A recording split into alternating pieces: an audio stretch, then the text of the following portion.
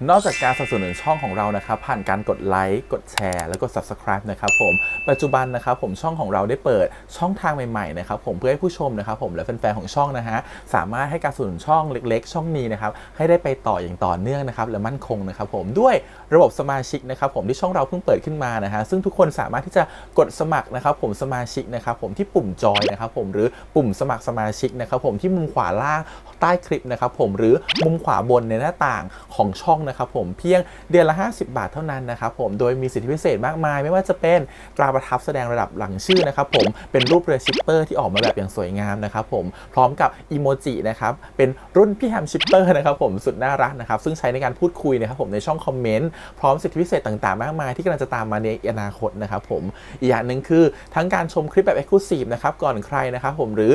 โอกาสที่จะได้ทำกิจกรรมต่างๆร่วมกันในอนาคตนะครับผมก็สำหรับสมาชิกเท่านั้นนะครับผมที่เก็บสิทธิ์นี้เอาไว้ให้กับทุกๆท่านนะครับแต่หากระบบสมาชิกยังไม่หนำใจนะครับผมเรายังมีช่องทางอื่นให้สนับสนุนกันนะครับผมไม่ว่าจะเป็นระบบซุปเปอร์แตงนะครับผมซึ่งหากผู้ชมเนี่ยเจอสัญลักษณ์นะครับรูปหัวใจนะครับผมที่มีดอลลาร์ไซน์นะครับผมหรือสัญลักษณ์รูปเงินดอลลาร์อยู่เนี่ยข้างใต้คลิปใดคลิปหนึ่งเนี่ยสามารถที่จะคลิกนะครับผมเพื่อโดเนทนะครับผมแทนคำขอบคุณนะฮะเพื่อเป็นการสนับสนุนช่องได้นะครับหรือจะเป็นการโดเนทนะครับผ่านบัญชีธนาคารนะครับผมซึ่งได้ใส่รายละเอียดเอาไว้แล้วนะครับข้างใต้คลิปนี้นะครับผมเอาไว้ที่คำบรรยายใต้คลิปนอกจากนั้นนะครับผมเรายังได้เปิด Line Open Chat นะครับซึ่งชื่อว่า ATS Channel Family นะครับผมก็เลยขอเชิญชาวช่องทุกคนนะครับผมเข้าร่วมห้องแชทได้โดยไม่มีค่าใช้จ่ายใดทั้งสิ้นนะครับผมเอาไว้พูดคุยแลกเปลี่ยนข่าวสารกันนะครับผมในครอบครัวของเราและผมได้จัดทำสติกเกอร์ลายรุ่น Lovely พี่แฮมนะครับชิปเปอร์นะครับเอาไว้เป็นสติกเกอร์ที่ใช้พูดคุยกันด้วยนะครับจะได้ใช้คุยกันในกลุ่มก็น่ารักดีนะครับผมหรือจะเอาไปใช้คุยกับเพื่อนๆส่วนตัวก็ได้นะครับไม่ติดอะไรเลยนะครับผมตั้งใจทำออกมามากๆนะฮะเพียงชุดละ35 บาทเท่านั้นนะครับผมใช้ได้ตลอดชีพนะครับผมก็หวังว่าทั้งหมดนี้นะครับผมจะเป็นเรื่องราวดีๆที่จะเกิดขึ้นกับช่องของเราและชาวช่องของเราทุกคนนะครับผมเพื่อมุ่งหน้าต่อไปสู่ปี 2023 ปีนี้และก้าวต่อไปด้วยกันอย่างมั่นคงนะครับผมอย่าลืมสนับสนุนกันนะครับขอบคุณครับ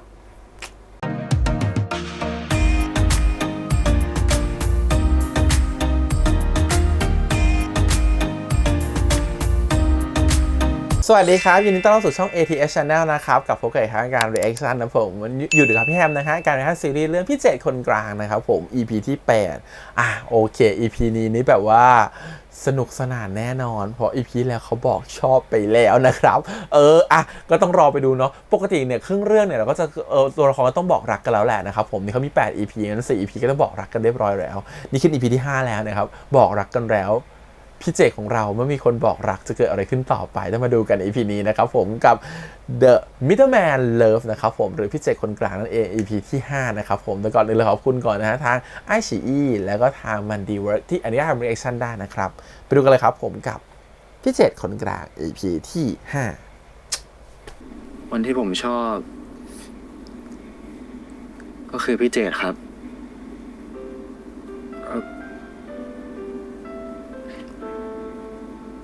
คือ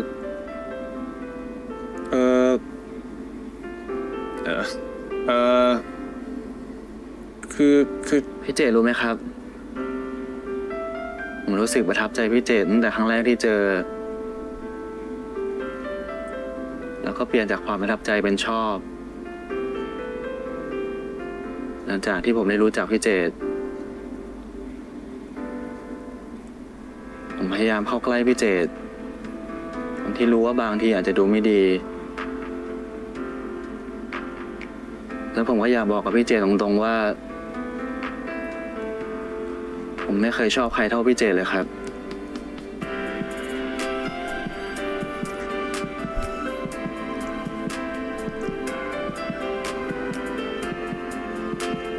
ดูเหมือนว่าคุณกำลังออกกำลังกายอยู่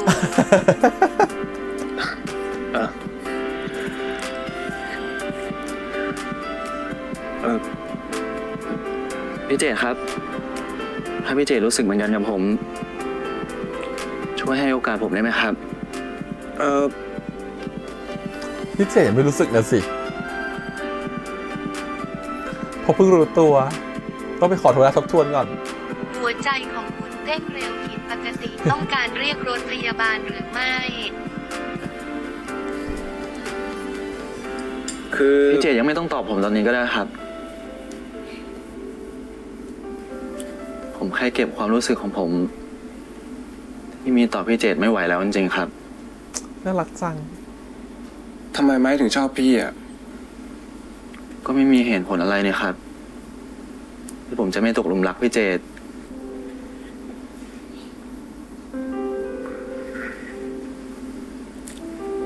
พี่เจตรู้ไหมครับ จริงๆแล้ว ผมเจอพี่เจตก่อนวันไปสัมภาษณ์เองนะครับ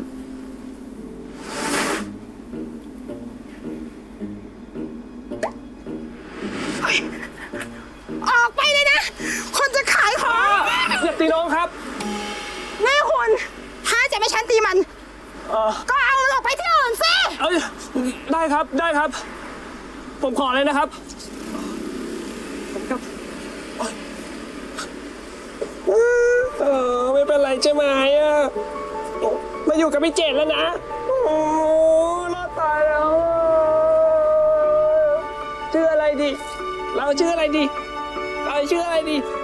โอ้ไม่ต้องห่วงโอ้อยู่พี่เจตแล้วไม่ต้องกลัวแล้วเย้ชโยอายาเดี๋ยวพี่เจตตั้งชื่อให้นะครับอันนัก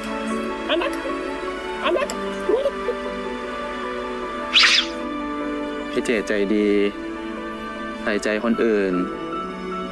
อ่อนโยน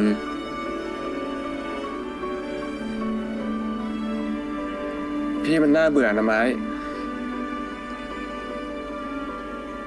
จริงๆ เราอาจจะไม่ได้ชอบกันก็ได้นะ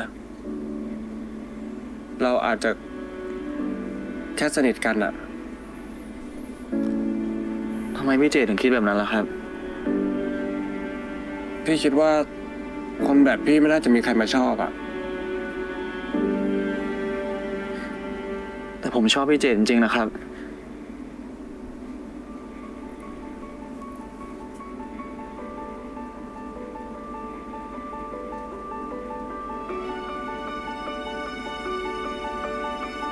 ผมไม่ได้เข้าใจผิด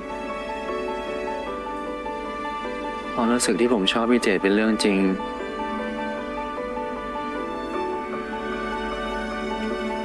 พี่เจตเปิดใจให้ผมนะครับ เหมือนโดนบังคับ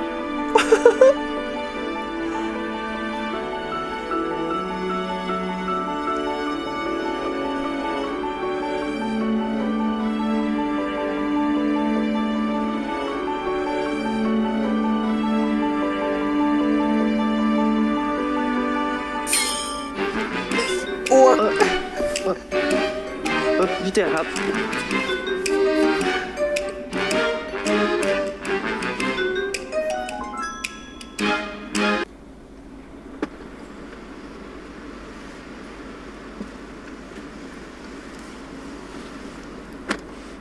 มอร์นิ่งครับ มอร์นิ่งครับ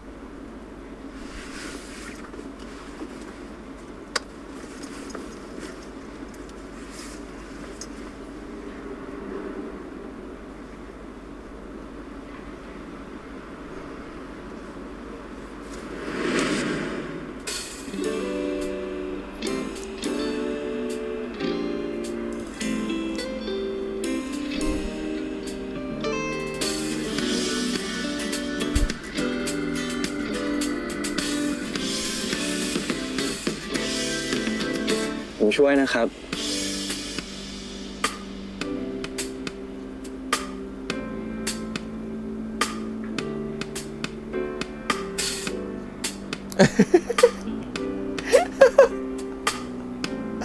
ชอบโยมต้องยิ้มแสดงกับตลกดิ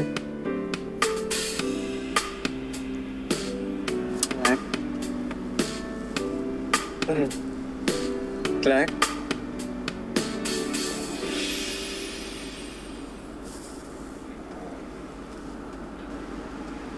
นี่ครับ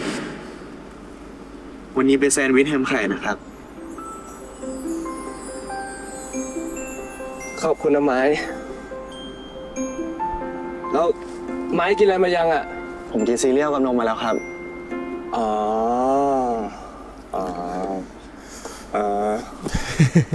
งั้นพี่ขอเปิดเพลงนะ ครับ อ่ะ รวมเพลงรักฉันว่า อยากบอกว่ารักที่เธอมั่นใจ แต่อีกที่ฉันไม่กล้าพูดไป อยากให้เธอรู้ในใจเก็บไว้นานเท่าไรที่มีให้ เปลี่ยนเพลงดีกว่านะ บอกคือแค่นั้นที่เป็นบ้าบ้าคนบ้าฉันเป็นแบบนี้ทันนะจะมันบอกบ้าจะบ้าฉันได้ไงชอบกันได้ไงก็ยังคิด ทำไมมีแต่เพลงรักนะครับปิดเพลงดีกว่าเนาะโอ้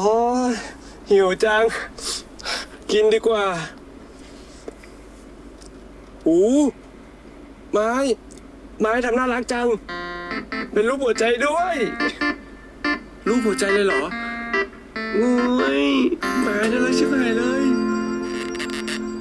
ผมตั้งใจทำมากเลยนะครับ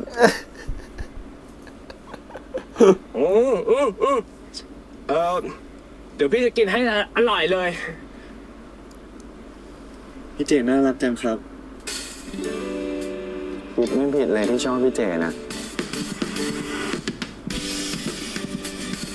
เหมือนว่าหัวใจคุณเต้นแรงขณะที่พักอยู่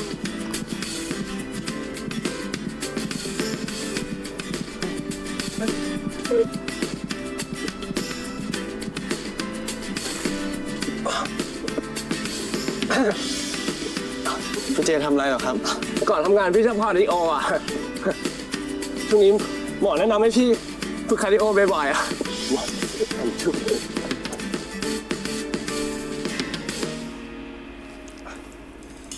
ทำไมมันสวยจังเลยอ่ะ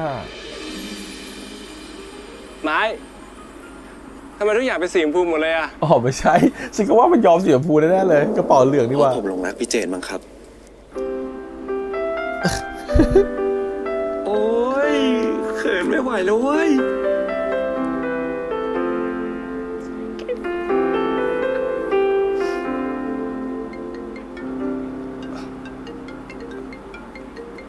พี่เจนครับ ผมขอรับสายแม่แป๊บนึงนะครับ พี่เจนเข้าไปรอแผนกก่อนได้เลยนะครับ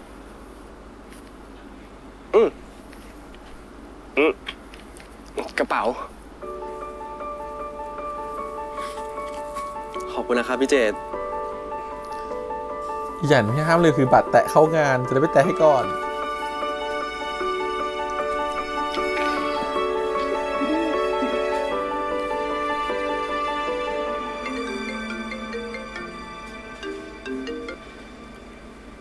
ครับแม่ โทรมาแต่เช้าเลย มีอะไรหรือเปล่าครับ แม่เข้ากรุงเทพเย็นนี้ไม้มาที่บ้านพี่แมนสิลูก เย็นนี้เลยเหรอครับ ใช่แม่จะนอนค้างที่บ้านพี่แมน เย็นนี้ไม้มากินข้าวกับแม่ได้ไหม ก็ได้ครับ แต่ไม้คงไม่กลับดึกนะครับ ไม่ค้างที่บ้านพี่แมนเหรอลูก ไม่ดีกว่าครับ พรุ่งนี้ไม้ต้องทำงานเช้า แต่บ้านพี่แมนอยู่ใกล้ที่ทำงานไม้มากกว่าไม่ใช่เหรอ คือไม้อยากกลับไปนอนคอนโดอะครับ จ้าแล้วแต่แล้วกันจ้ะ งั้นแค่นี้ก่อนนะครับแม่ ไม้ต้องไปเตรียมตัวทำงานแล้ว จ้าลูก เย็นนี้เจอกันนะครับลูก จะพาพี่เจดไปไหมอ่ะ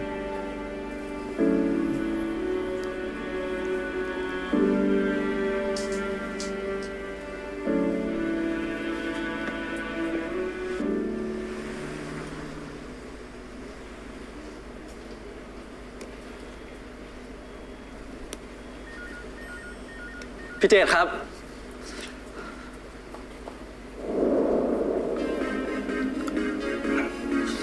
รู้ใจที่สุดเลยอ่ะ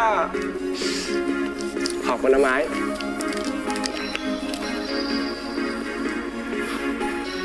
เฮ้ยแค่กลิ่นก็ฟินแล้วอ่ะ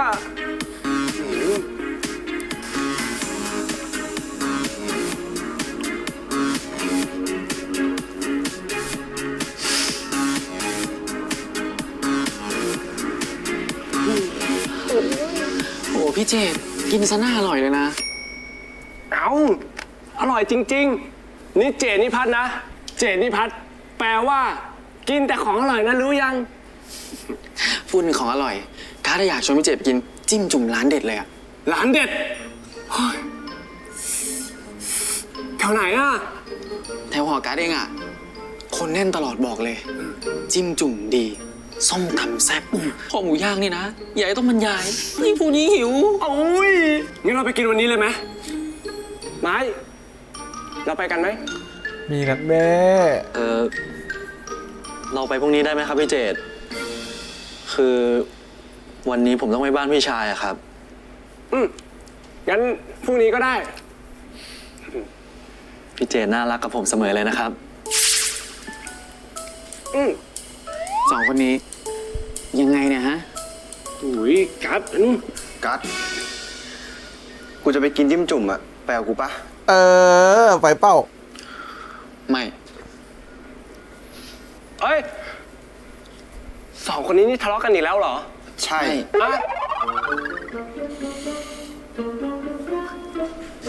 ตรงอยากไปก็ไปดิการไม่ไป อ้าว พี่เจตครับ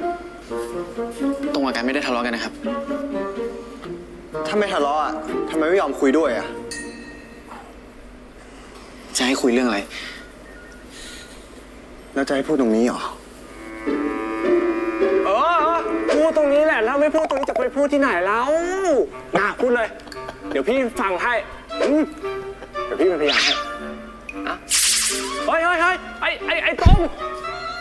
เอาไม่พูดแล้วเหรอ ความอยากเผื่อของพี่เพื่อนความอยากเผื่อก็ไม่หมดไปไหน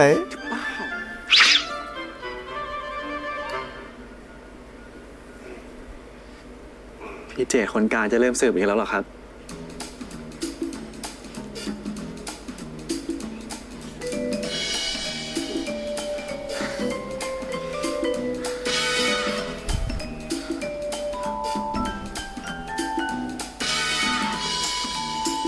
ขอแห้งเหรอครับ อร่อยนะ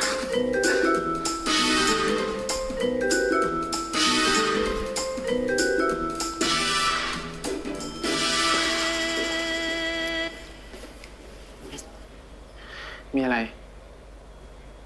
นี่สรุปเราทะเลาะกันปะเนี่ย ไม่ได้ทะเลาะ ไม่ได้ทะเลาะแล้วทำไมไม่พูดดีๆด้วย เปล่า ก็ ขอโทษ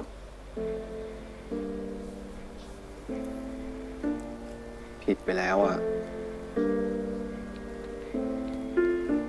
ดีกันได้เปล่า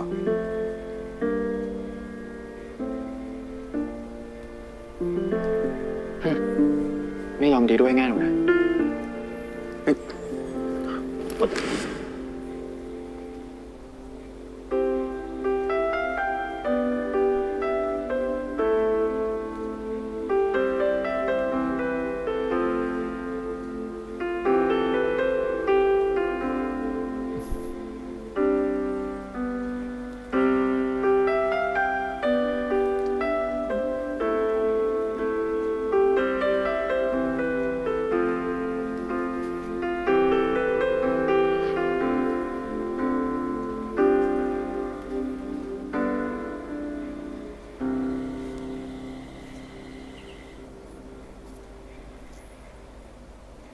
กลับสะดึกเลยนะลูก พี่เงินเล่นเป็นพี่ชาย โอ้โห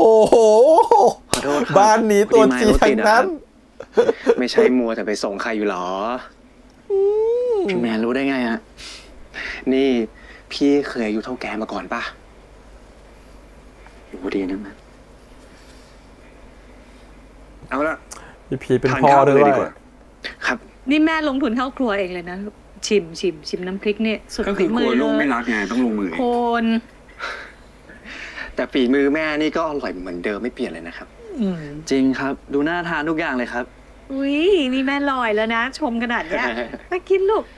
ครับ ไม้ แล้วฝึกงานเป็นไงบ้าง เหนื่อยไหม ไม่เลยครับ พี่ที่ออฟฟิศดูแลมาดีมากเลยครับ อืม ชื่อพี่เจตพี่เจตอะไรนี่ใช่ไหม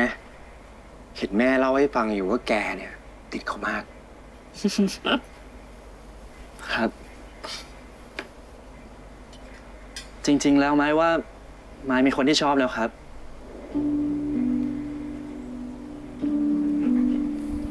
ไม่หมายความว่ายังไงลูก ไม้ชอบพี่เจดครับ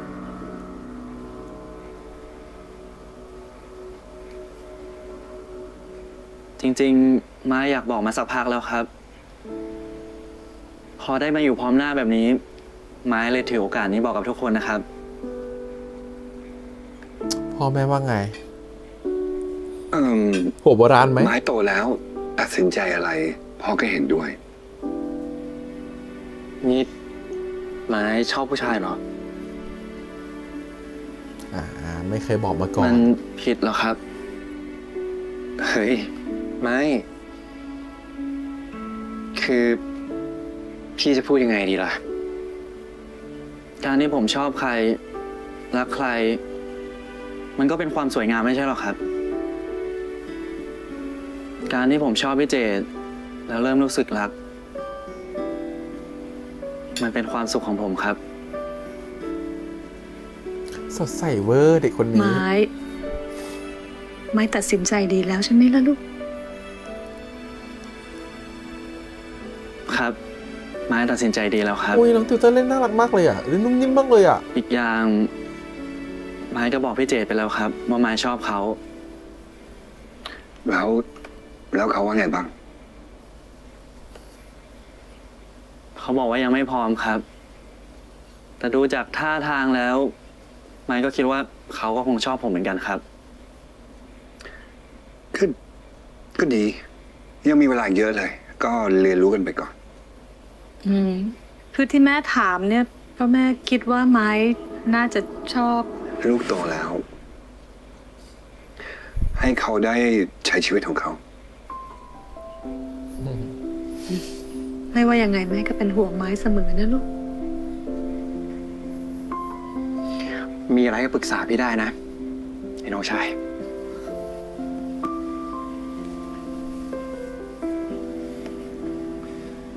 ขอบคุณทุกคนมากนะครับ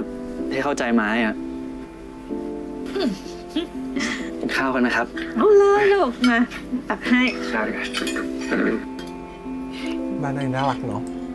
คือมันเป็นความช็อกที่ไม่เข้าใจหรอก ขอบคุณ แต่ก็พร้อมจะเปิดใจรับเพราะเป็นลูกของเรา เป็นน้องของเรา สรุปมีเรื่องอะไรวะ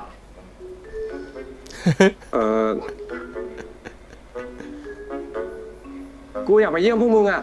ไม่ได้มาหาพวกมึงนานแล้วอ่ะ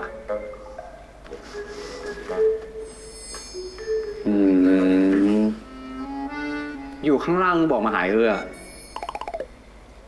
อ๋อ คือกูมีเรื่องอยากปรึกษาพวกมึงอ่ะ มึงเป็นอะไรหรือเปล่าเจด ไม่ใช่เรื่องของกู ของเพื่อนกูอ่ะ เพื่อนมึงคนไหนวะ เฮ้ย ไม่ น้องกูอ่ะ ยายแจนอ่ะ ไอ้แจนอ่ะ แจน แจนปรึกษาอะไรมึง คือแจนมันเล่าว่ามีคนมาสารภาพรักกับมันอ่ะมาบอกชอบมันแล้วคนคนนั้นอ่ะ ดูดีมาก เทคแคร์ก็ดีด้วยทีนี้กูเลยทำตัวไม่ถูกเว้ย สรุปเรื่องใครวะ ของกู ของมึง เฮ้ย ของน้องกู ไอ้แจน่ะ มึงอีกแล้วทำกูสับสนหมดเลย ก็ไม่เห็นต้องทำอะไรเลย มา เป็นของมึงแบบนี้ก็ดีอยู่แล้วปะ ไม่ คือไม่กูไม่ได้จะหมายถึงแบบนั้น คือมึงทำตัวไม่ถูกใช่ไหม ที่โดนไอ้ไม้บอกชอบอ่ะ อุ้ย มึงรู้ได้เหรอก็ค่อยๆเปิดใจเรียนรู้กันไปมึง กูเข้าใจมึงนะเจดที่มึงทำตัวไม่ถูกอ่ะ ง่ายนิดเดียวเป็นเด็กกันดิ อะ คิง เดทเลยเหรอ เอาที่รักเขาแค่แนะนำไอ้เจดถ้าไอ้เจดมันอยากรู้หัวใจมันเร็วๆก็ไปเดทดีไม่เสียหายเลย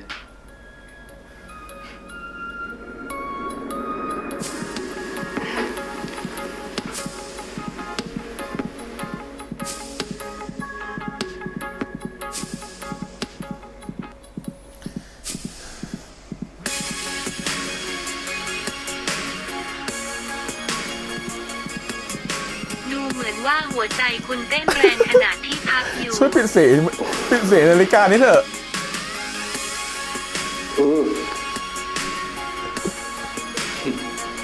หัวใจมันมีคำตอบอยู่แล้วไอ้เจด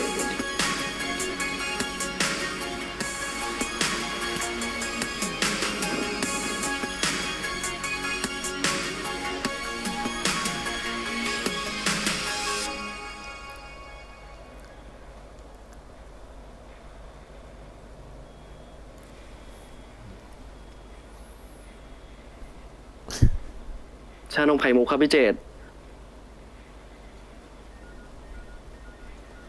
พี่เจดครับ พี่เจดอ๋อเหมือนอะไรอยู่หรอครับ เปล่า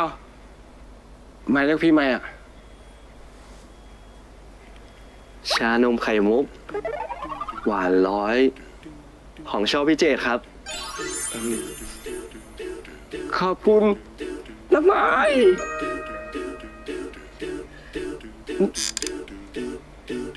พี่เจดไม่กินหรอครับ กิน ผมหรือชานมไข่มุกครับ ชานมไข่มุกครับ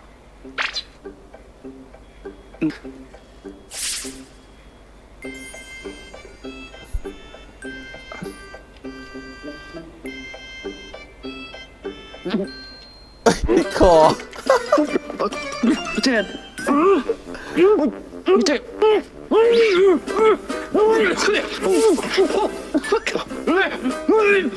พี่เจดไม้พี่อ่านแล้วพี่เจดไม่เป็นไรใช่ไหมครับ รู้สึกติดขัดหรือว่าหายใจไม่ออกตรงไหนไหมครับพี่หายแล้วไหมพี่หายแล้ว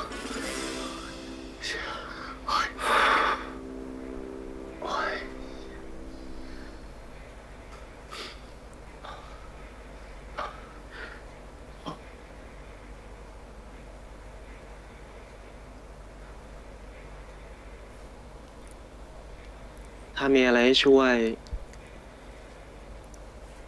บอกผมนะครับ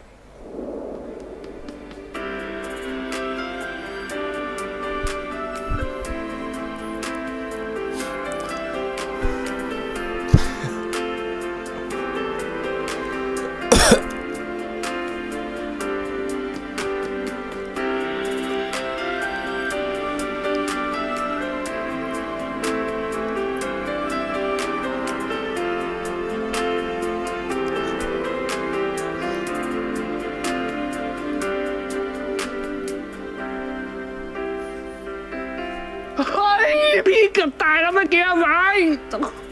ไอ้ชานมไข่มุกตัวนี้วันนี้สิวันนี้ไอ้ชานมไข่มุกติดคอเชียวนะ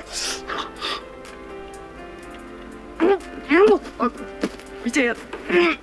ไม่ต้องไม่ต้องพี่อยากเล่นโอ้ยมันช่วยเรื่องมองเล่นที่ไหนล่ะ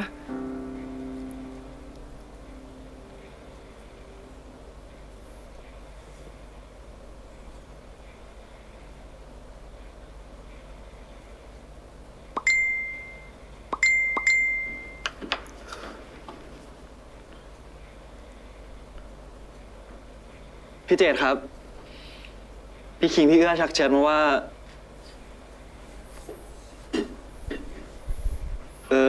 พี่เจดครับพี่เจดอ่านข้อความด้วยไอ้กันมึงจะตะโกนทำไมเนี่ยเฮ้ย โทษทีโอพี่ แต่เฮดอาร์มันเดือดมากเลยอ่ะอ่านข้อความด้วยนะ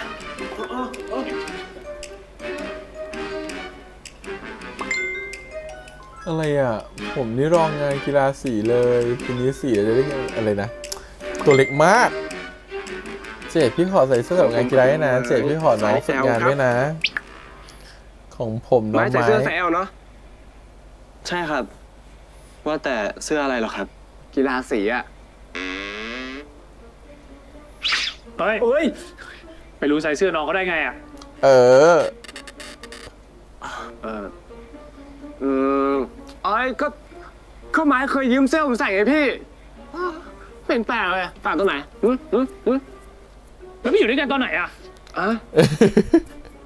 เฮ้ยสองคนนี้มันยังไงอ่ะ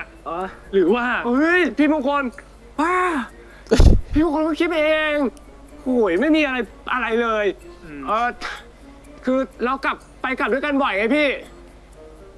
แน่นะ ใช่ ไม่มีอะไรเลย น้องไม้เนาะ ครับ ไปดิ ปีนี้ผมไม่อยู่สีเดียวกับพี่แล้วนะ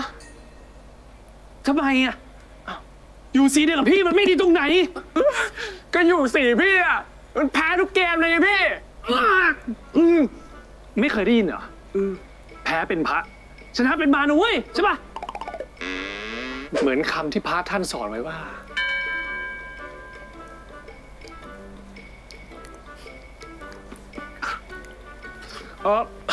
พี่มงคลกลับบ้านเถอะนะ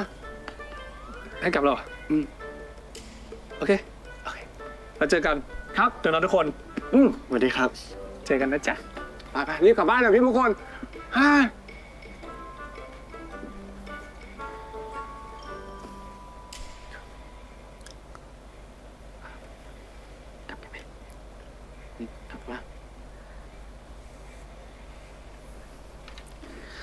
พี่เจครับ กลับแล้วนะครับไป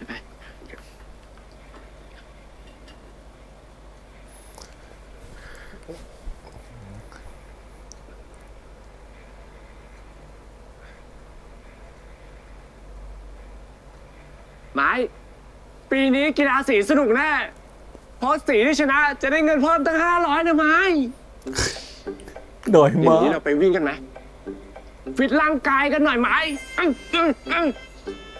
ผมตามใจพี่เจดเลยครับ ชวนวิ่งก็เหมือนชวนเดทปะวะ โอ้ย คิดบ้าเลยเนี่ยเจด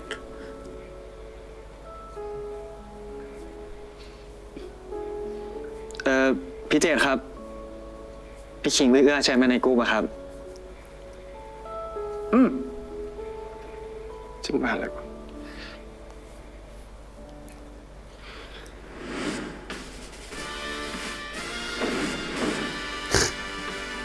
สวัสดีครับ พี่บาสนะครับ วันนี้รับหน้าที่เป็นพิธีกรในงาน กีฬาสีมันดีสปอร์ตเดย์ทรีมโตมาเป็น Go Up to Be ของแผนกไอทีครับ ขอประกาศเริ่มงานหน้าบัดนี้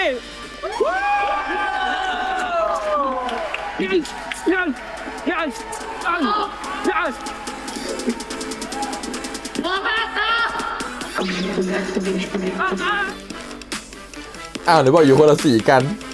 ฉันงง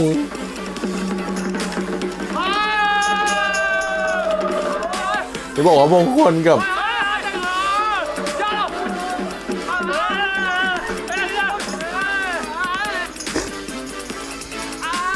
ทีมงานลืมสคริปต์หรือเปล่าเนี่ย โอ้ยพี่มงคลอย่าหยุดเต้นดิ ต้องเต้นแรงกว่านี้ โอ้ยเหนื่อยไว้แจนโอ้ยเหนื่อยเลยพี่ เดี๋ยวบอกอยู่คนละสีกัน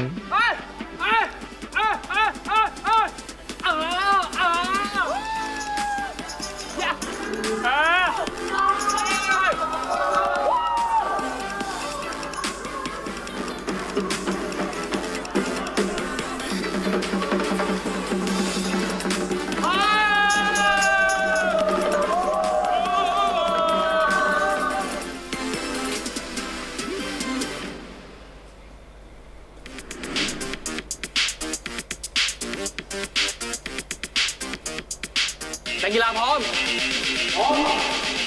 เริ่ม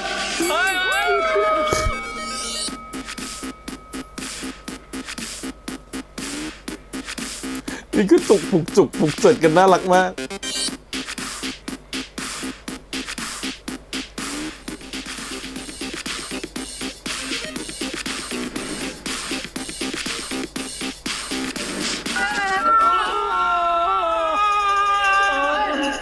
อะไรนะไปยอดมากไอ้โอ้ยเก่งอ่ะเหนื่อยไหมนะ ไม่เหนื่อยครับ ไอ้เจ็ดเราสีเหลืองกับนั้นสีฟ้าผิดทีมมานี่พวกเราสู้ไปเริ่ม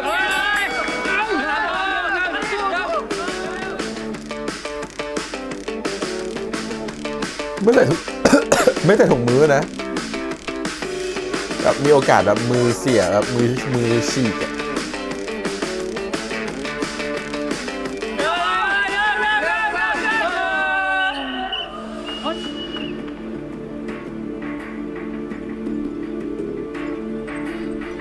ไม้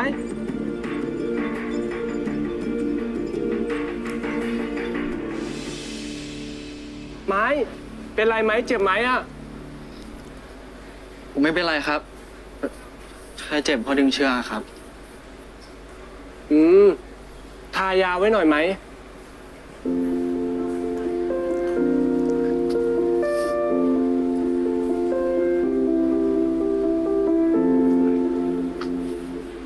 พี่เจเป็นห่วงผมเหรอครับ ผมดีใจนะครับ แล้วเหนื่อยไหม ไม่เหนื่อยครับ ทุกคนรอเธออยู่คู่เดียวเนี่ยเอาดีๆตอนเนี้ยแล้วเขารอกันอยู่เนี่ย เมื่อกี้พี่เจได้เชียร์ผมหรือเปล่าครับ หรือว่าเชียร์พี่คิง โอ้ยพี่ก็ต้องเชียร์ไม้ดิเอ้ยพี่ก็ต้องเชียร์สีพี่ดิไม้ไปกลับไปสแตนได้แล้วอย่าลืมทายาด้วยนะครับ พี่เจ ไป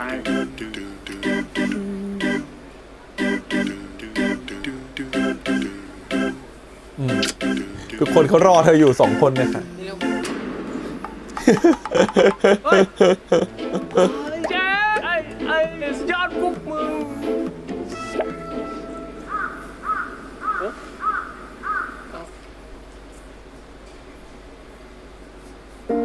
เฮ้ยให้ดูให้อ่ะ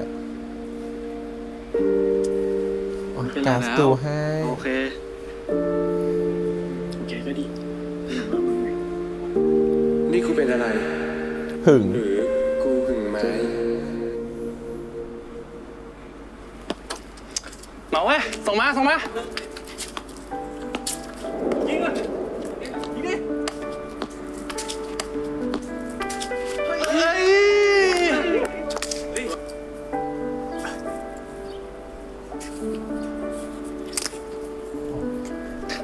น้องการเป็นเกสเหรอ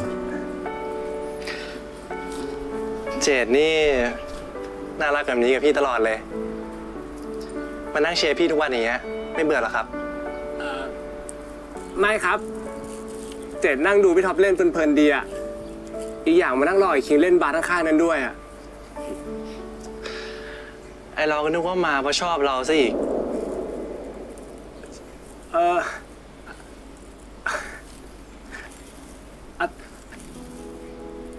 อะไรนะครับพี่ท็อป พี่ก็เจอเจดมาจะ6 เดือนแล้วนะ ใช่เจ๊ก็มานั่งเชียร์พี่ท็อป6 เดือนแล้ว พี่ว่า พี่ควรจะบอกเจดเรื่องนี้ได้แล้วแหละ พี่ชอบเจดนะ เรามาเป็นแฟนกันไหม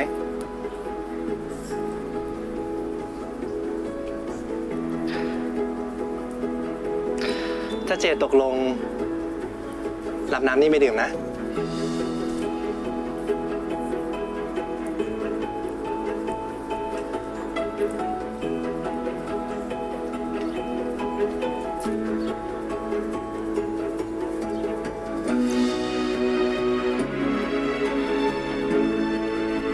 อ ซื้อเองดื่มเองนักเลงพอ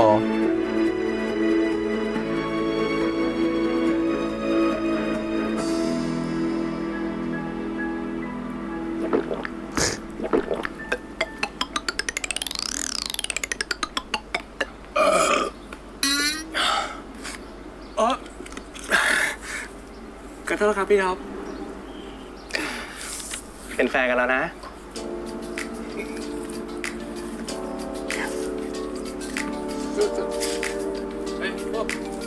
มาเว้ย พ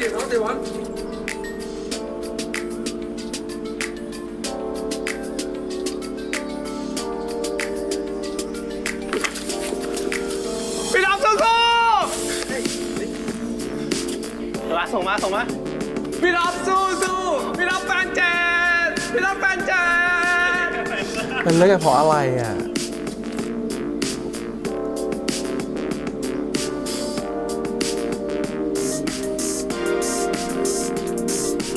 พี่ท็อป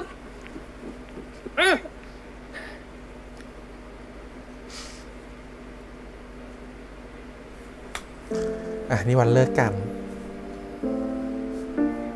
พี่ท็อปโกรธที่รอเจดนานเหรอครับ เจด คือ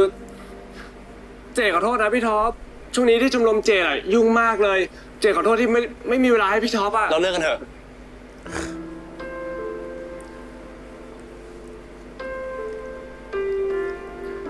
ตลอดเวลาให้เราคบกันมา1 เดือน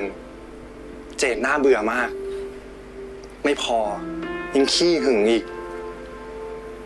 จะให้พี่ไม่คุยกับใครเลยมันไม่ใช่ใช่ไหมอะเจดแสนดีเกินไปอะแต่บางทีพี่รำคาญ เจดไม่เคยเข้าใจอะไรพี่เลยอะ พี่ท็อปมีคนอื่นเหรอครับ พี่ไม่ได้มีใครทั้งนั้นแหละ ที่เลิกก็เพราะนิสัยเจด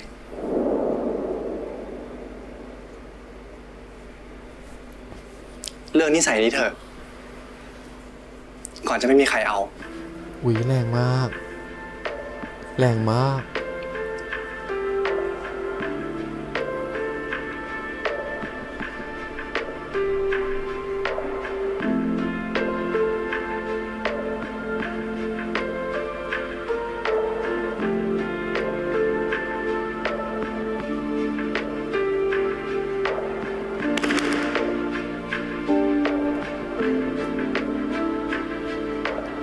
ไม่กลัวเพราะตัวเองจะรู้สึกน่าเบื่อ ไม่อยากจะหึงคนอื่น เพราะกลัวจะน่ารำคาญ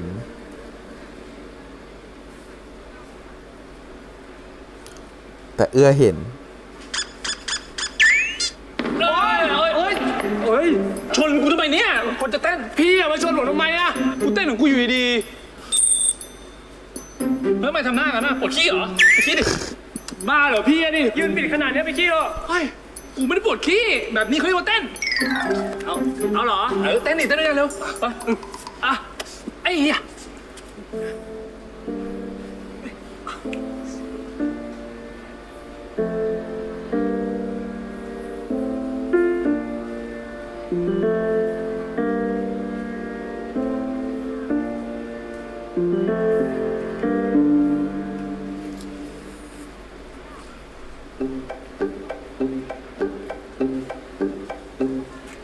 ไอ้เจดูนู่นดิ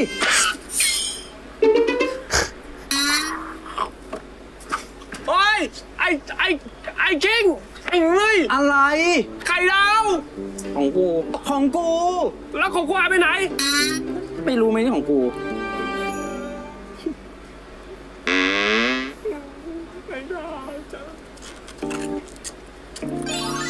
ใจดีไหมล่ะ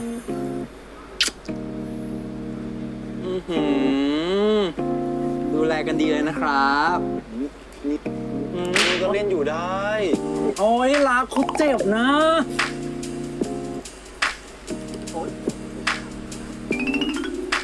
น้องไม้ เป็นไงบ้างอ่ะ ไม่ได้อยู่กับไอเจตั้งเกือบทั้งวัน ดีปะ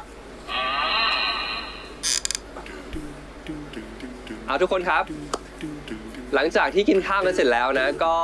จัดการธุระส่วนตัวเข้าห้องน้ำกันให้เรียบร้อยนะครับ แล้วก็มารวมกันที่นี่เราจะได้แข่งขันกันต่อ โอเคนะ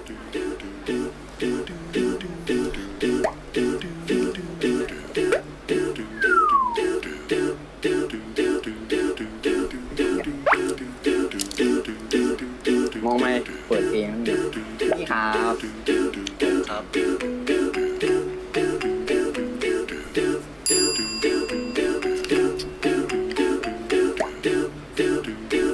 เรียนแบบเห็นจริงก็ทำให้เอื้ออ่ะ นี่ครับพี่เจ เราก็ทำเหมือนพี่ชิงบ้าง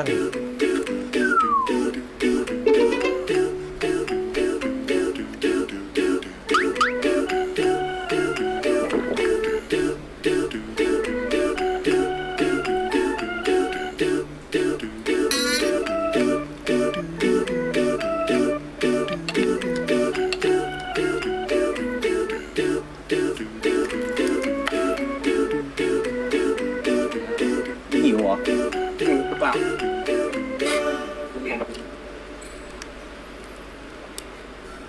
พี่เจตครับ อย่าลืมเชียร์ผมนะครับ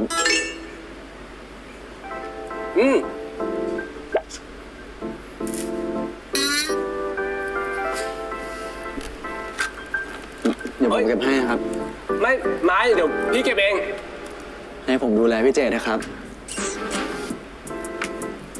เดี๋ยวพี่เก็บเอง ไม้ ไปกัน พี่เจตครับ สีเหลืองสู้ๆนะ ขอบคุณนะครับ ไปไม้ เพื่อนเห็นว่าหึง ไปเร็วไม้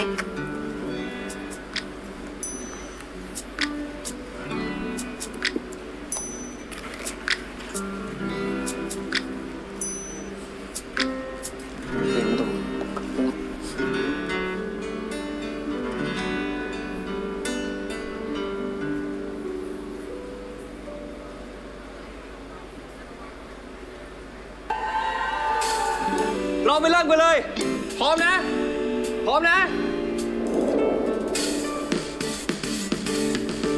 นี่ชักกันยังไม่จบเนี่ยฉันงงมากแข่งกันทั้งวันแข่งกันสักกันเยอะ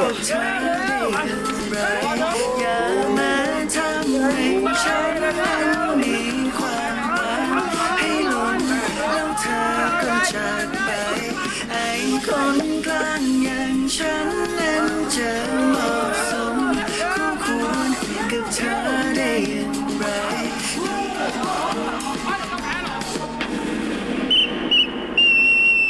เฮ้ย ต้องเป็นไรอ่ะ เลือดออกเห็นไหมเขาใส่ถุงมือเล่นกันกีฬาเนี้ย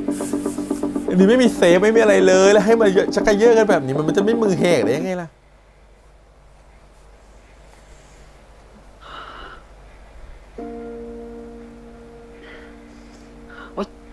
เจ็บไหม ไม่เป็นไรมากหรอก พี่ครับ ครับผม ฝากดูแลหัวใจผมด้วยนะครับ ได้ครับ งั้นเดี๋ยวพี่ขออนุญาตพาเพื่อนเราไปทำแผลก่อนนะครับ ไปเย็บแผลก่อน น่ารักจังเลยนะคะ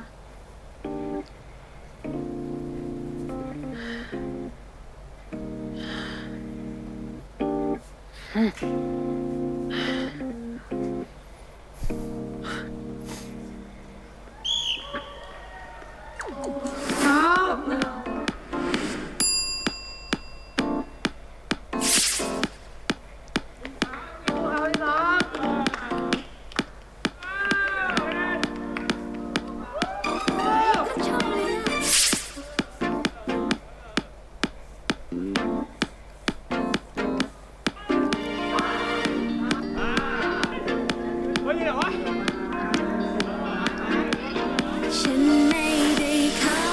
เป็นแค่ในเดทก็เพราะรู้ว่าฉันไม่ได้คุยกับใครแต่เธอกลับทำให้ชัดเจนสิ่งที่ไม่เคยคาดหวังเกิดขึ้นตรงนี้แล้วที่ตัวฉันเองเล่นอะไรที่มันบ้าคนบ้าฉันฟังแบบไม่ทันนะจะมันบอกว่า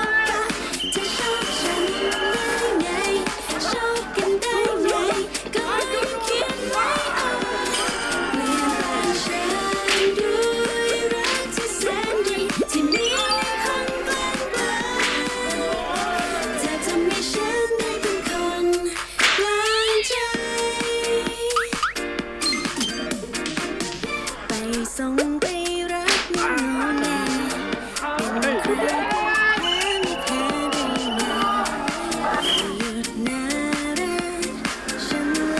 ลีลาเด็กหวานแหววมาก ก่อนไม่คิดจะรู้ว่าแต่ว่าต้องรอไปถึงเมื่อไรหัวใจฉันเลยต้องยอมฉันไม่ได้ขอเป็นคนที่ดีก็เพราะรู้ว่าฉันไม่ได้เป็นใครแต่เธอกลับทำให้ชัดเจน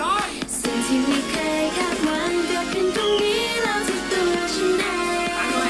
ง เคยได้ก็มาใครได้ก็ได้มาเพราะกระเป๋าบ้านเดียวกัน ฉันตั้งรับไม่ทันนะจ๊ะมันบอกว่าเธอชอบฉันได้ไงชอบกันได้ไงก็ยังคิดไม่ออกเปลี่ยนแปลงฉันด้วยรักที่แสนดีที่มีคนใกล้ไกลเธอทำให้ฉันได้เป็นคนกลางใจ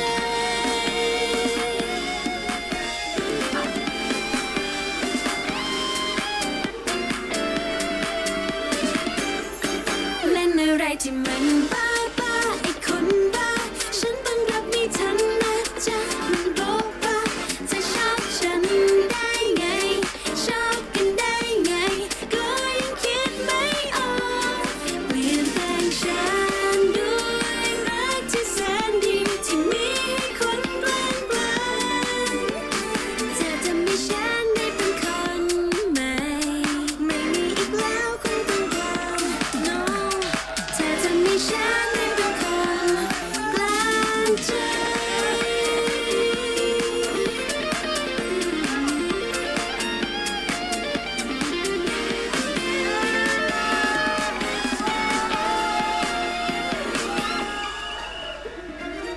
สนุกสนานมาก กีฬาต้องบอกว่าวัยเด็กวัยเจนเด็กไปถึงเจนผู้ใหญ่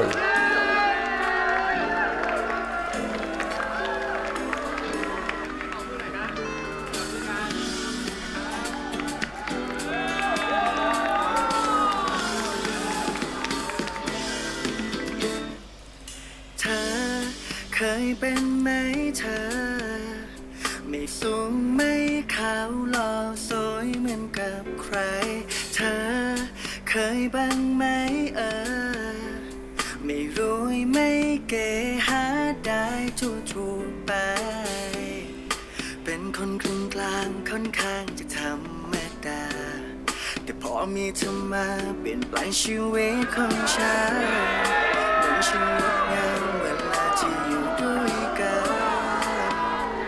มันทำให้ฉันนั้นคิดไปไกล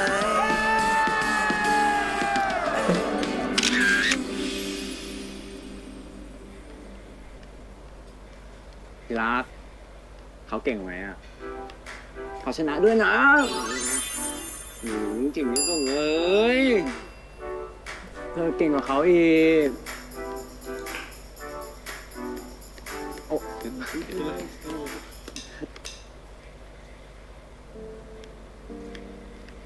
เร็วๆรีบอยู่นะลอง รู้แหละพวกพี่ๆรู้แหละ ล้างตาก่อนนะ ไอ้เจดมึงอยากทำอะไรก็รีบทำนะเว้ย เวลาไม่เคยรอใคร คือกูไม่เข้าใจเรื่องความรักเลยอ่ะทำไมมันยากอย่างนี้วะ มันยากก็ถูกแล้ว มันเป็นการเรียนรู้ชีวิตของคนอีกคนหนึ่งเนาะ ถูกแล้วเหรอวะเอื้อ ถ้ามันง่ายมันก็ ก็อย่างที่กูเคยบอกอะ เราไม่เข้าใจกันเลย มึงค่อยๆคิดไปแบบไม่ต้องรีบอะเวลามันจะใช่เดี๋ยวมันก็ใช่เองอะเพื่อน ถึงเวลาที่ทุกคนรอคอยแล้วครับ การประกาศรางวัลสีที่ชนะ ความรู้สึกของมึงอะมึงรู้ดี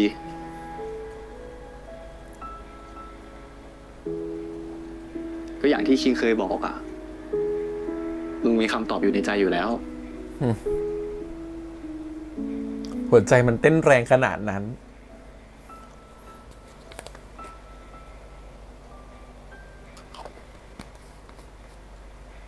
ผ สีเหลืองสีเหลืองสีเหลืองสีเหลืองสีเหลืองสีเหลืองสีเหลืองสีเหลืองสีเหลืองสีเหลืองและทีมที่ชนะได้แก่ทีมสีเหลืองเหลืองทีมสีเหลืองทีมสีฟ้าครับ แล้วคนอื่นเป็นไหนหมดอะสีฟ้า เชิญเลยที่หนึ่งครับไอ้เจนโอ้ยการเอามึงเลยจริงการเลยไอ้มงคลเลยเก่งมากเลยเก่งมากเลยยินดีด้วยครับยินดีด้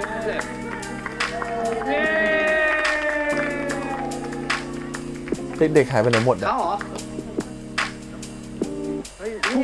ครูไอ้เก่งมากเลยครับ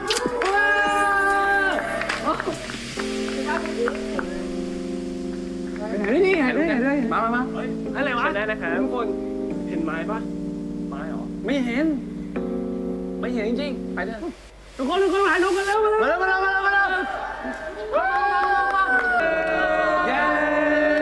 ป็นไหนอะน้องหายไปไหนกันหมดเลย น่าจะโอเคแล้วแหละโอเค อย่าบอกว่ามีเรื่องให้เห็นแล้วช็อก ถ้าต้องเลือกคนที่เธอรักเธอเลือกฉันจะได้ไหมหรือเพราะเธอมีใคร นี่อะไรติดหน้าแน่เลย ที่ไม่ใช่ฉันต้องทำอย่างไรให้เธอมารักกัน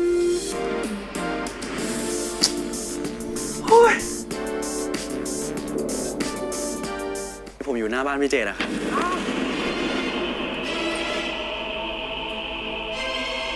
อะไรตอนนี้วะเนี่ยผมไม่พร้อมเจอเลย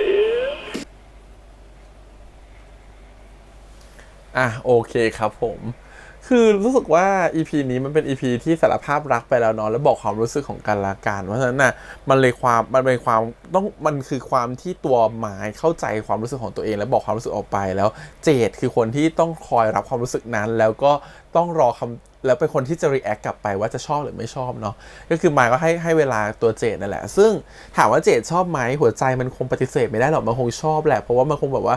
น้องก็หน้าตาดีมีคนหน้าตาดีมาจีบอะไรก็ว่าไปคือตัวเองชอบอยู่แล้วลึกๆนะครับผมแต่มันมีความกลัวอยู่ในนั้นครอบมาด้วยแต่ที่แน่ก่อนจะพูดถึงความกลัวคืออยากจะบอกว่าอินนาฬิกาที่ใช้อยู่ลองเลิกใช้ไปเถอะคนอื่นเขาเดาความรู้สึกออกหมดแล้วหัวใจเต้นก็บอกอะไรก็บอก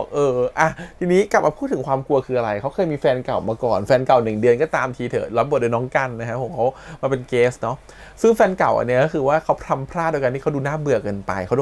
ดนด่าว่าน่าเบื่อเกินไปเขาโดนด่าว่าแบบรู้สึกว่าดีเกินไปขี้หึงเกินไปอะไรอย่างเงี้ยซึ่งถ้าอยากจะมีแฟนเลิกได้นะพวกนี้ใส่เนี่ยเลิกได้เลิกแล้วถามว่า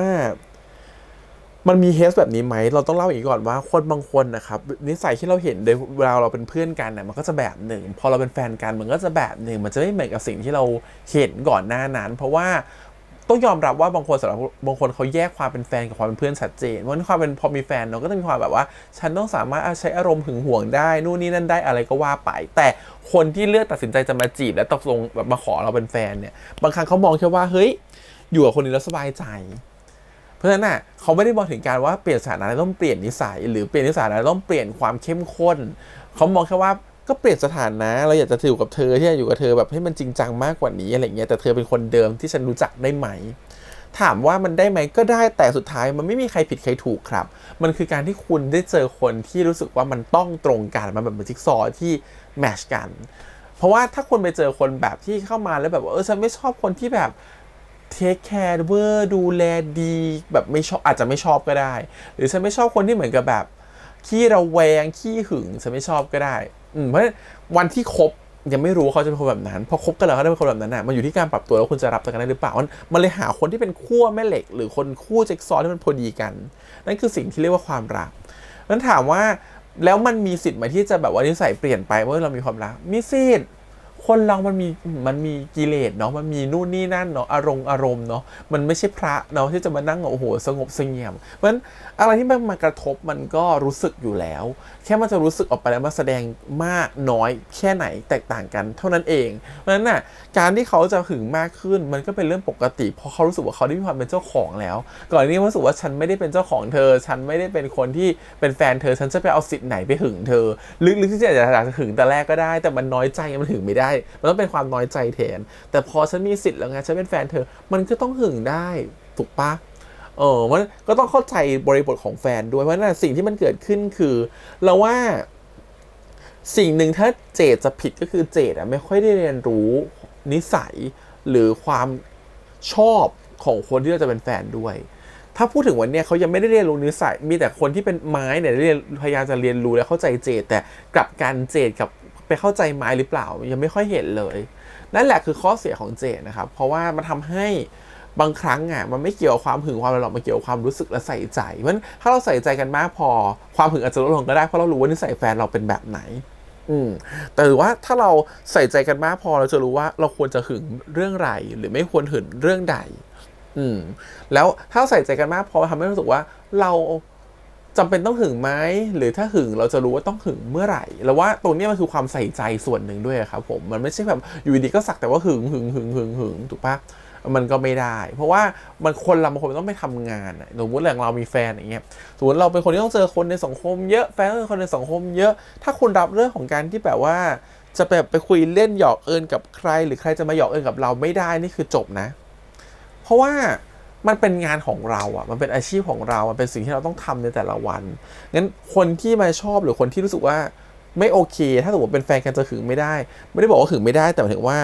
เราจะต้องรู้ว่าลิมิตของเรามีแค่ไหนและแบบไหนที่กำลังพอดิบพอดีแล้วตัวซีรีส์มันก็สอนตัวนี้ไปนิดนึงเหมือนกันว่าอะไรคือความพอดีของตัวละครอย่างกัสเนี่ยก็มันไม่ได้รู้สึกว่าฉันจะอะไรหรอกแต่กัสมันไม่ใช่ความหวังดีของเพื่อนเฉยๆแต่แค่มันมาในบริบทที่มันทำให้คนเข้าใจผิดเพราะเปรียบเทียบสมมติพี่มีเพื่อนสนิทอย่างเงี้ยพี่นัดกินข้าวเพื่อนสนิทพี่มากกว่าการที่เขานัดกินข้าวกับแฟนอีกเงี้ยก็เข้าใจว่าแฟนเขาจะมีความมาหึงว่าตกลงนี่ยังไงวะพอกินข้าวกับพี่แฮมอีกแล้วพี่แฮมจะชอบเขาหรือชอบแฟนเขาหรือเปล่าหรือ2คนนี้คบกันหรือเปล่าคือมันมีความทำให้แฟนเขาระแวงสิ่งที่มันเกิดขึ้นคือเราก็ต้องเคลียร์ชัดๆลงรูปลงสตอรี่ทุกอย่างให้มันเห็นแบบชัดเจนว่าฉันไม่ได้อะไรกับแฟนเธอฉันไม่ได้อะไรนะทำให้มันคือความสบายใจครับมันคือการซื้อความสบายใจไม่ว่าจะในแง่มุมไหนก็ตามความสบายใจคือสิ่งสำคัญแต่วันนี้เจมมันยังไม่สบายใจที่จะคบกับไม้เพราะว่ามันมีความระแวงจากรักครั้งนู้นที่โดนด่ามาโดนว่ามาวันนี้ไอการที่เราโดนด่าโดนว่ามานี่มันสะสมนานๆนะครับนี่มันจะทำให้ยิ่งเชื่อในประเด็นแบบนั้นว่าเรามันไม่คู่ควรกับใครหรอกเรามันไม่สนุกเรามันน่าเบื่อจนมาเจอเจดจนเจดมาเจอกับหมายที่รู้สึกว่าไม่พี่คือความน่ารักในสายตาผมพี่คือคนที่ดีมากๆในสายตาผมมันไม่ได้ความน่าเบื่อเลยมีแต่ความน่ารักมันก็มุมมองเปลี่ยนแล้วเห็นป่ะมันก็ทำให้รู้สึกว่าเฮ้ยทุกอย่างมันดูเปลี่ยนไปจากสิ่งที่มันควรจะเป็นเพราะว่าความรู้สึกความคิดเราเปลี่ยนไปแล้วเพราะฉะนั้นความรักจริงมันพูดยากครับว่ามันคือศิลปะมันคืออาร์ตอย่างหนึ่งมันไม่มีบทตายตัวว่าทำแบบนี้แล้วจะสำเร็จทำแบบนี้แล้วจะไม่สำเร็จนะครับผมเพราะฉะนั้นมันก็แล้วปรับไปขึ้นกับคนที่อยู่ตรงหน้าเรามากกว่าว่าเราจะยังไงกับคนคนนั้นมันคือนิสัยของคนนั้นเราต้องเรียนรู้อะไรบ้างที่มันให้มันปรับตัวแล้วมันเข้ากับตัวเราเองเหมาะกับตัวเราเองคบคนที่สินเสมอกันอาจจะดีกว่าด้วยซ้ำถูกไหมเพราะฉะนั้นเรารู้สึกว่า EP นี้ก็เลยใส่เรื่องนี้มาเยอะรวมถึงชอบความคัมเอาท์ของตอนตัวละครอย่างไม้มากๆคือไม้ไม่เคยคัมเอาท์มาก่อนเลยแล้วก็คัมเอาท์กลางโต๊ะอาหารเลยแม่เล่นคือช็อกเลยนะฮะแต่โชคดีที่คุณพ่อค่อนข้างจะดีคือหมายความว่าคุณพ่อเข้าใจลูกและเบรกแม่และปล่อยให้ลูกได้ตัดสินใจเองในความชอบของลูกมันเป็นภาวะของการแสดงที่ดีมากเลยเพราะว่ามันเป็นความตกใจความไม่คิดมาก่อนแต่มันก็ต้องรีบปรับโหมดเพื่อไม่ให้ลูกรู้สึกว่าแย่ฉันต้องเป็นความสบายใจของลูกและลูกให้รู้สึกว่าปลอดภัยและสบายใจที่จะมาปรึกษาหรือมาเหมือนกับมาบอกเล่าในเรื่องต่อๆไปที่จะเกิดขึ้นต่อไปถ้าเราไปตั้งกำแพงหรืออะไรอย่างเงี้ยมันก็ทำให้รู้สึกว่าทุกอย่างมันจะเกิดขึ้นไม่ได้เพราะลูกจะไม่กล้ามาเล่าให้พ่อแม่ฟังอีกเลยรู้สึกว่าพ่อแม่ทำอย่างนี้ถูกแล้ว เรารู้สึกว่ามันเลยเป็นโมเมนต์ที่อบอุ่นมากเพราะไม่ความกระอ่วนที่ลูกก็ไม่กล้าบอกแต่เพิ่งมากล้าบอกพ่อแม่ก็เพิ่งไม่ได้พร้อมจะรับฟังก็ต้องมารับฟังอะไรเงี้ยแต่ทั้งหมดทั้งมวลพอสุดท้ายมันเหมือนก็ยังออกมาดีเพราะว่าเราว่าครอบครัวเนี่ยค่อนข้างจะรักกันและแคร์กันหรือให้พื้นที่ของกันและกันเยอะนะฮะก็ถือว่าเป็นความโชคดีของตัวละครอย่างไม้แล้วกันเพราะจริงๆอ่ะเราต้องยอมรับว่าไม้เนี่ยอายุดูแบบไม่ได้เยอะอะไรอย่างเงี้ยใช่ไหมยังเป็นเด็กอยู่แล้วความรู้สึกคือต้องชมว่าติวเตอร์เขาเล่นได้ดูสดใสดูนุ่มนวลดูนุ่มนิ่มเหมือนกับเด็กมัธยมที่ยังไม่เข้ามหาลัยได้ดีมากๆอ่ะรู้สึกแบบน้องเล่นเก่งโอเคก็ประมาณนี้แหละความรู้สึกคือมันคือ EP นี้มันคือการที่ตัวละครมันต้องเข้าใจหัวใจตัวเองแล้วไม่ใช่แค่หัวใจตัวเองมันต้องเข้าใจแล้วว่าเราจะเห็นภาพของการเป็นคู่ของกันชัดมากขึ้นว่าเราจะคู่กันแบบไหนต่อไปอะไรอย่างเงี้ยโอเคครับก็ติดตามต่อ EP หน้าละกันกับพี่เจคนกลางนะครับผม EP ที่6นะครับวันนี้ประมาณนี้ขอบคุณอีกครั้งฝากกดไลค์กดแชร์กด Subscribe ติดตามเสียงทาง YouTube Instagram Twitter แล้วก็ Facebook ลืมอีกคู่นึงกัสกับตรงเนาะคู่นี้ก็คืนดีกันเรียบร้อยแล้วแล้วหวานมากคู่นี้หวานแซงคู่หลักไปอีกคู่หลักดรอปไปนะครับ EP นี้แต่คู่นี้คือหวานมากก็เป็นอีกเรื่องย่อยหนึ่งของ2ตัวละครอย่างตรงกับกัสที่น่าสนใจแล้วรู้สึกว่ามันก็มีเส้นเรื่องของมันเหมือนกันแต่อาจจะมีพื้นที่เล่าไม่เยอะแต่ทำให้เห็นว่า2คนนี้ค่อนข้างผูกพันกันโอเคครับขอบคุณอีกครั้งวันนี้พี่แฮมไปก่อนนะครับบ๊ายบาย